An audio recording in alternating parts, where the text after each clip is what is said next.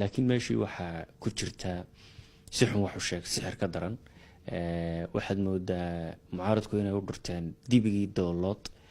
indhahoodu wax san ayna arki jirin dhagohooduna wax san ayna maqli jirin marka qof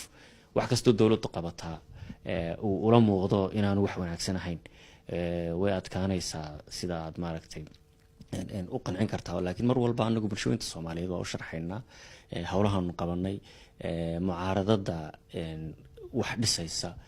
ku salaysan meelaha waxa laga toosiyo waa soo dhaweynaynaa dal dimuqraadi ah nahay dastuurkeenu xorriyadda qowlka iyo xorriyadda fikirka iyo taxbiirta waa ogol yahay waa sababta nidaamka xisbiyada badan u samaysanay loo sharciyeeyay hay'adda sharciga ay u leeyihiin wixii wanaagsan waa soo dhaweynaynaa wixii uun ah ku qayle iyo ku sayax uunoo dhaliil uunoo lugaha qabo yaan tallaabo la qaadin taasi dalka dan uguma jirto dowladda Soomaaliya waxaa waajib ka saaran yahay muddada 4 sanadood ah ee ay awoodda loo siiyay wixii shaqo ay qaban karto in dalka Soomaaliyeed ay u soo qabato u bandhigto ummadda Soomaaliyeed baana marxad ka noqon doonta wixii wanaagsan oo qabanay